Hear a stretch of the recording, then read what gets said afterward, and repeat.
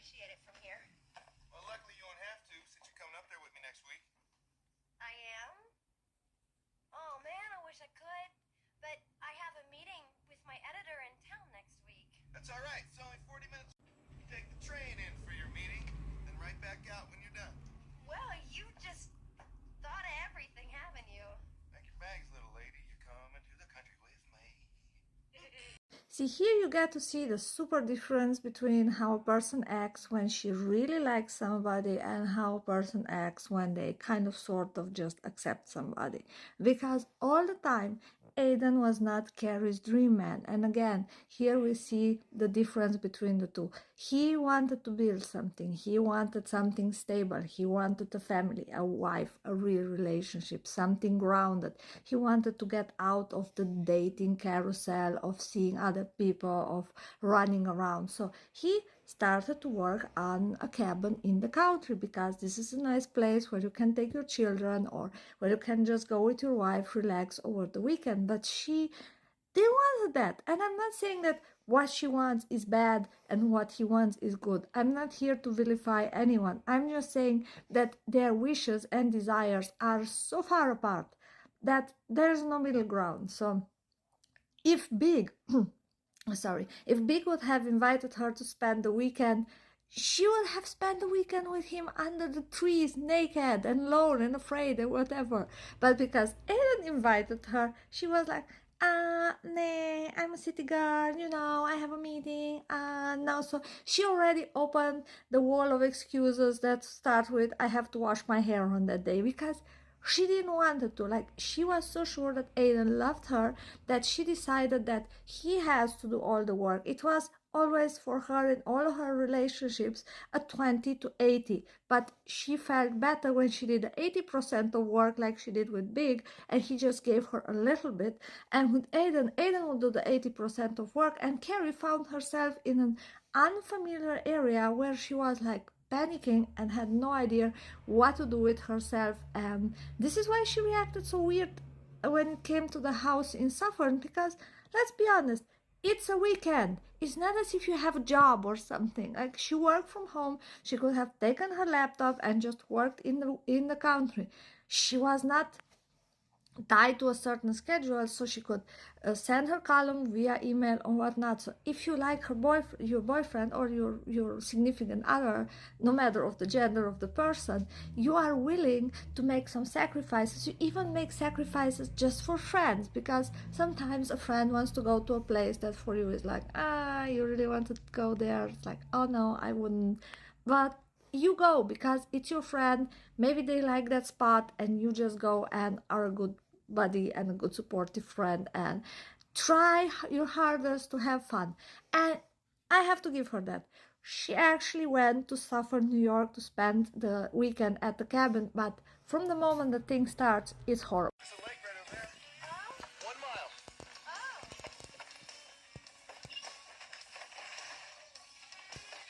Really? Wow.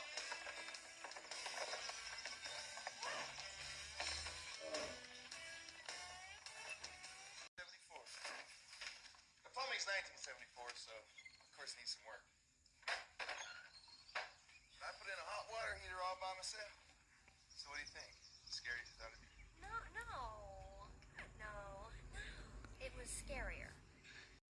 Just look at the way she is dressed. Okay, the skirt and the blouse were kind of cute, but who the hell comes in heels to a cabin out in the country? And don't tell me that the woman that had so many shoes didn't have something like a pair of flats or a pair of cute flip-flops or a pair of like nice sneakers or sandals or anything. Please don't tell me. And please don't tell me that she wasn't able to go and buy herself a pair of like cute flats.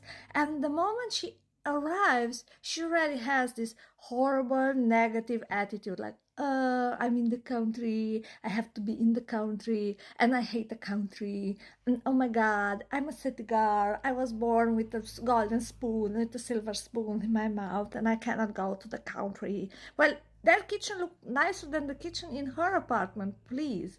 So she was so damn stuck up, and she didn't deserve Aidan, in my point of view. Huge! Giant squirrel in that window right there. Oh, That's my score. I understand freaking out when you see a rat. I totally understand that. In my case, I kind of sort of freak out when I see spiders. Now I have that phobia a little bit better under control, but still. But squirrels are cute, woman. What's your problem with the squirrel? The squirrel is freaking adorable. It's cute, it's fluffy, it's friendly. It's not going to come and make a nest inside your hair. What's your issue?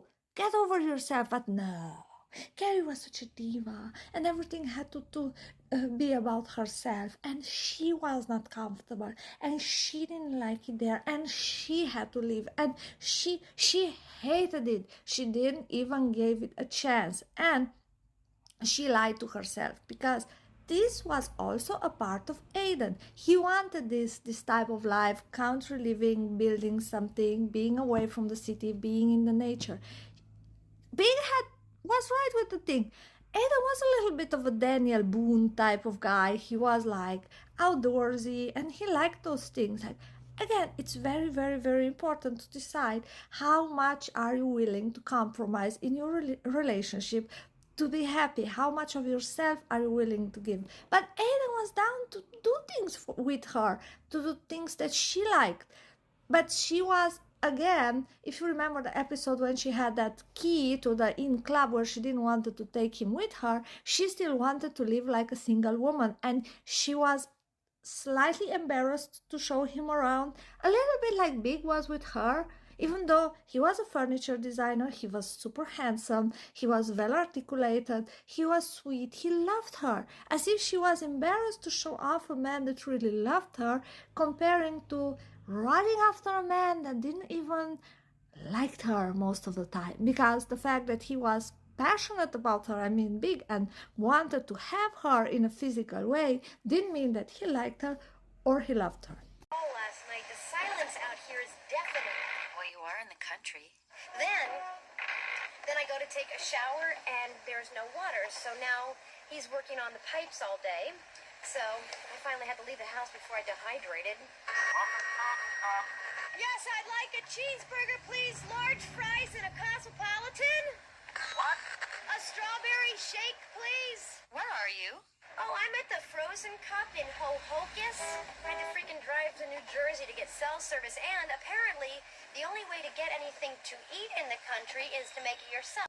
Okay, again, shock. You're in the country. There's not a Starbucks at the corner. I don't know how things are nowadays, but in the 2000s, if you left the city and went to the country, there was maybe a convenience store where you can get some bread and stuff to put on the bread.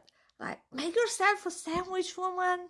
Like, that generation, Cosmopolitan, taught us that it's bad to be able to feed yourself. No, that's an ability. That's a thing that should be gender neutral, and everybody should be able to feed themselves with basic food. I'm not saying you should be like the next Gordon Ramsay, or if cooking is not your passion, you should be so into it and you should saute and blancher and whatever, everything. But you should be able to boil some potatoes and get yourself like mashed potatoes and some fish fingers. I mean, this is like basic, or at least like soup or something. You should be able to do this for yourself as a grown person, no matter what your gender is, if it's male, if it's female, if it's whatever else. I'm not going into that direction. I'm just saying, I don't think that just women should cook or just men should cook. Everybody should be able to feed themselves. So the fact that Carrie makes such a big deal out of the thing that, oh my God, in the country, if you want to eat something, you have to go and make it yourself. Well, duh. Yeah, you should be able to feed yourself. You should also be able to make some food for yourself in the city and not just rely on takeout because it's expensive. Most of the time you just get it cold, and like, make yourself your own scrambled eggs or whatever. Like, I don't have sympathy for that, I have to say. Yeah, not being helpful anymore. Yeah, but nature and me, It's unnatural, and I love being with Aiden. I mean, there is no one in the world that I would rather be.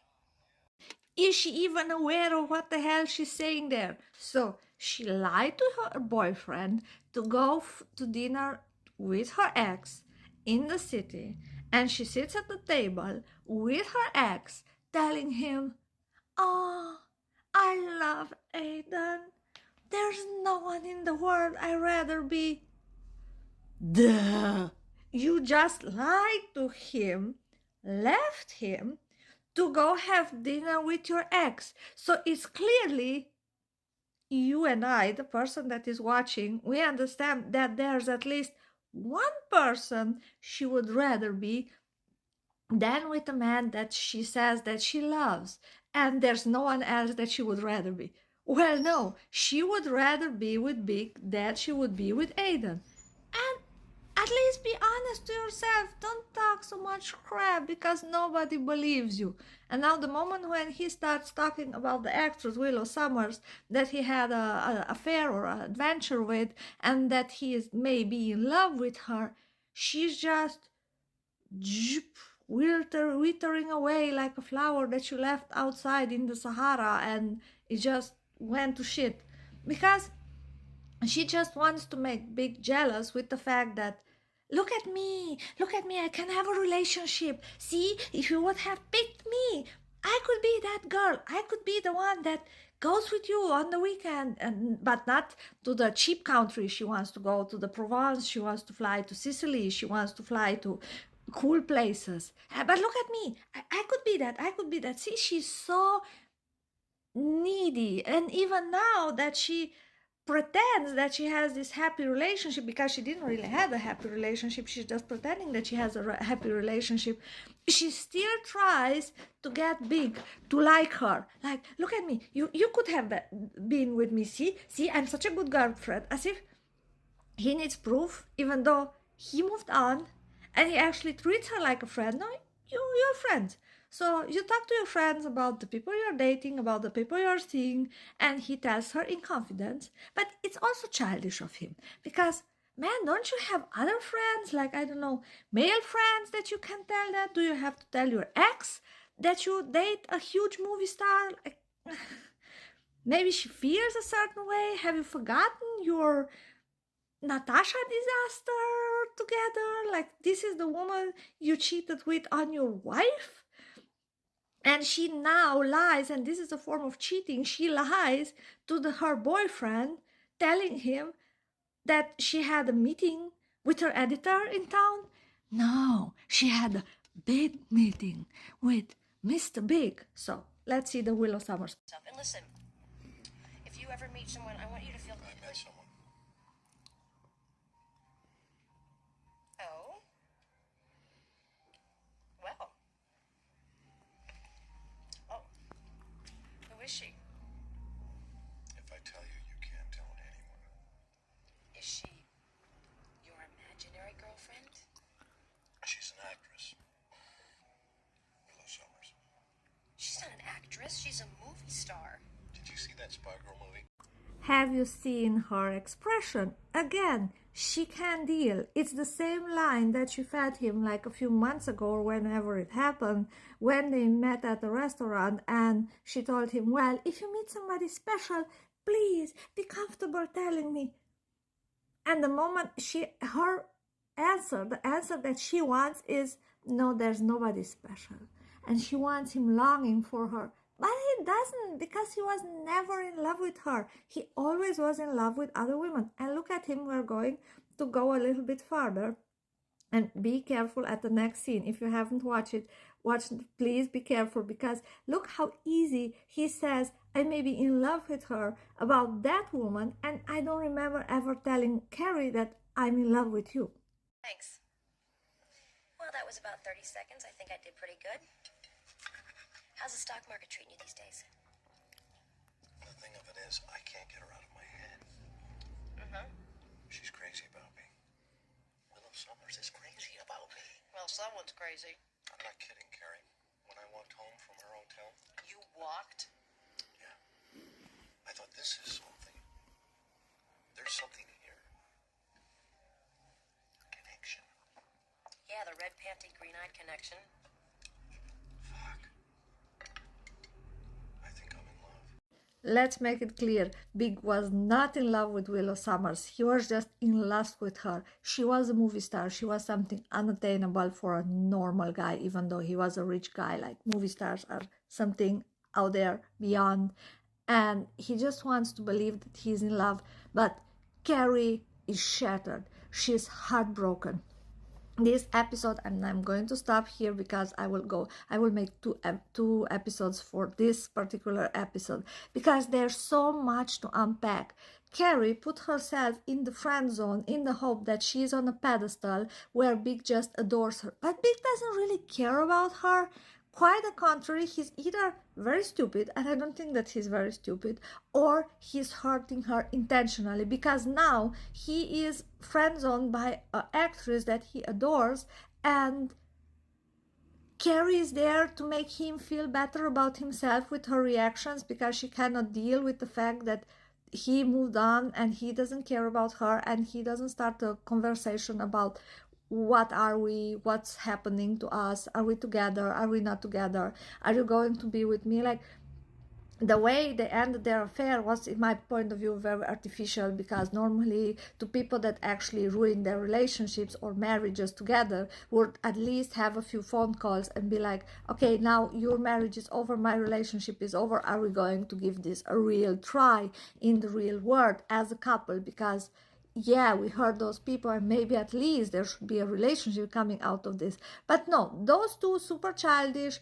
stuck their head under the sand and were like, no, no. And now they are playing friends, even though she's so in love with him that she's not in love with the real man. The real man is very childish and immature. I'm not saying Chris Nutt is not good looking. He's very good looking.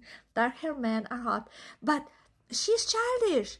That man doesn't love her. That man doesn't even like her. That man is not even aware of her feelings. He's just using her now to emotionally dump on top of her and be like, oh yeah, I'm in love with Willow Summers. Like, you tell this to the woman that begged you to tell her that you love her, that begged you to tell her that she's the one, and you had a one-night stand with a famous actress, and you are like, oh, I'm in love with her.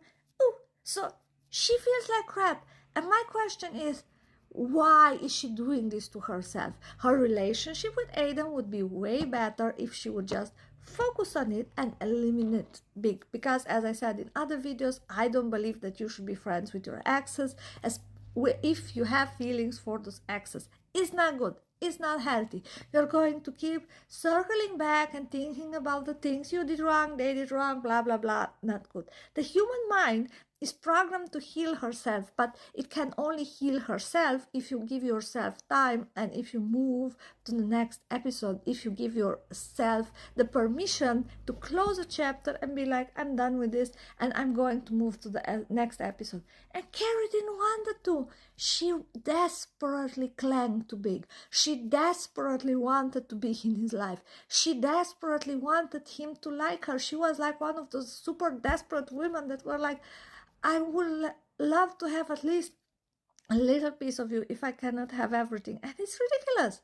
Why? You have this great guy who loves you, who wants to build a future with you, and you treat him like shit, because what she did was treating Aidan like shit, just so that you can be a freaking masochist and hurt yourself on the words that Big said. It was as if there was like a knife, and she just stuck herself into the knife, hoping that the knife is going to cut her open, because she was getting high on those emotions, on the roller coaster, on not having certainty. Let me know what you think, and I'm going to make a part 2 of this because I just have to talk more about it. Like, comment, subscribe. As always, I appreciate all your comments and your likes, and have a great day. Ciao, ciao. See you on part 2.